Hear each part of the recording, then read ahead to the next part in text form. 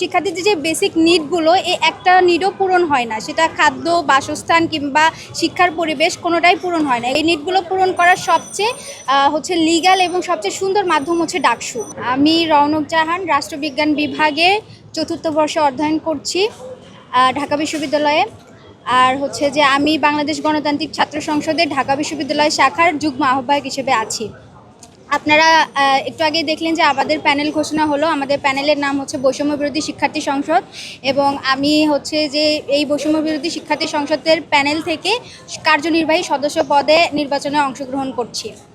আর যে আমি ডাকসুতে এসেছি বা ডাকসু নির্বাচনে অংশগ্রহণ করার আমার যে ইচ্ছাটা তৈরি হয়েছে, এটা হয়েছে অনেক আগেই। কারণ আমি বিশ্ববিদ্যালয়ে পদার্পণ করার প্রথম বর্ষ থেকেই মূলত যে আমি শিক্ষার্থীদের জন্য বিভিন্ন কাজে অংশগ্রহণ করে এসেছি। আমি বিশ্ববিদ্যালয়ের বিভিন্ন আন্দোলন বা যে বিভিন্ন দাবি দেওয়ার যেই কথাগুলো বারবার উঠে এসেছে, আমি সেগুলোতে অংশগ্রহণ করেছি।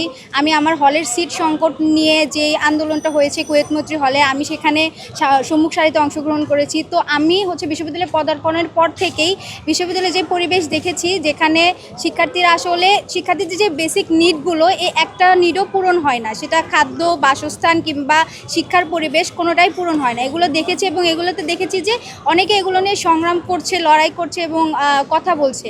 তো এই জিনিসগুলো আমাকে আকৃষ্ট করেছে, এবং আমি মনে করি যে এই শিক্ষার্থীদের জন্য যে বেসিক নিডগুলো, এই নিডগুলো পূরণ করার সবচেয়ে লিগ্যাল এবং সবচেয়ে সুন্দর মাধ্যম হচ্ছে ডাকসু। তো আমি মনে করি যে আমার যেহেতু এই একটা ইচ্ছা বা আমার এই সংগ্রামের একটা জার্নি রয়েছে, আমি ডাকসুর মাধ্যমে এই জার্নিটাকে আরও ভালোভাবে এগিয়ে নিয়ে যেতে পারবো।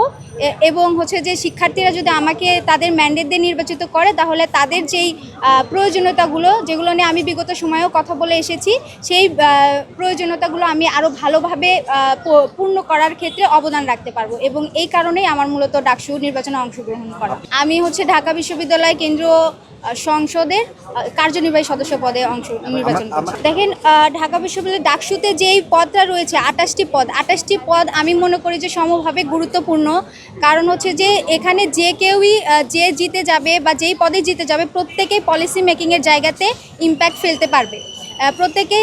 প্রত্যেকেই পলিসি মেকিংয়ের জায়গাতে মতামত রাখতে পারবে, এবং যেটা শিক্ষার্থীদের স্বার্থের পরিপন্থী হবে সেইখানে বাধা দিতে পারবে, যেটা শিক্ষার্থীদের জন্য কল্যাণ বয়ে আনবে সেইখানে তারা তাদের মতামত দিতে পারবে। এবং আমি যদি সদস্য হিসেবে মনোনীত হই, তাহলে আমি অবশ্যই এই ধরনের যে পলিসি মেকিংগুলো তৈরি হবে, সেইখানে আমি আমার যে শিক্ষার্থীদের সর্বোচ্চ স্বার্থটুকু দেখে সেইখানে আমি আমার মতামত দেওয়ার চেষ্টা করব।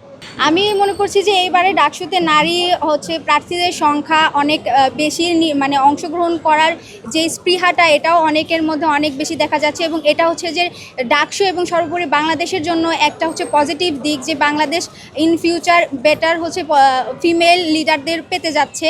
এবং শুধু আমাদের প্যানেল থেকে না, অন্যান্য সকল প্যানেল থেকে দেখছি যে অনেক সংখ্যক নারীরা ডাকসুতে অংশগ্রহণ করছে, এবং এটাকে আমি খুব পজিটিভ বলে মনে করছি। দেখুন, আমি যেই সংগঠনে যুক্ত আছি, এই সংগঠন যখন প্রতিষ্ঠিত হয়, এই সংগঠন প্রতিষ্ঠিত হওয়ার সময় আমাদের অঙ্গীকার ছিল যে আমরা কোনো ডামি ফিমেল লিডার এখানে বসাবো না। প্রত্যেকটা ফিমেল লিডার তারা যে নেতৃত্বে জায়গায় অংশগ্রহণ করবে। এবং আমি মনে করি আমার সংগঠনের যেই ফিমেল লিডাররা আছে, প্রত্যেকেই তাদের নিজ নিজ জায়গায় ক্যাপাবল, প্রত্যেকেই বিভিন্ন পরিসরে কাজ করছে এবং খুব ভালোভাবে কাজ করছে।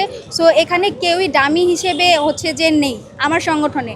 এবং আমার প্যানেলেও যেই নারী নেতৃত্বরা আছে, নারী প্রার্থীরা রয়েছে, তারাও তাদের দেখবেন যে তাদের সাথে কথা বললে বা তাদের বিষয়ে আপনারা যদি অনুসন্ধান করেন, দেখবেন যে প্রত্যেকের কোনো না কোনো বিষয়ে এক্সপার্টিস আছে।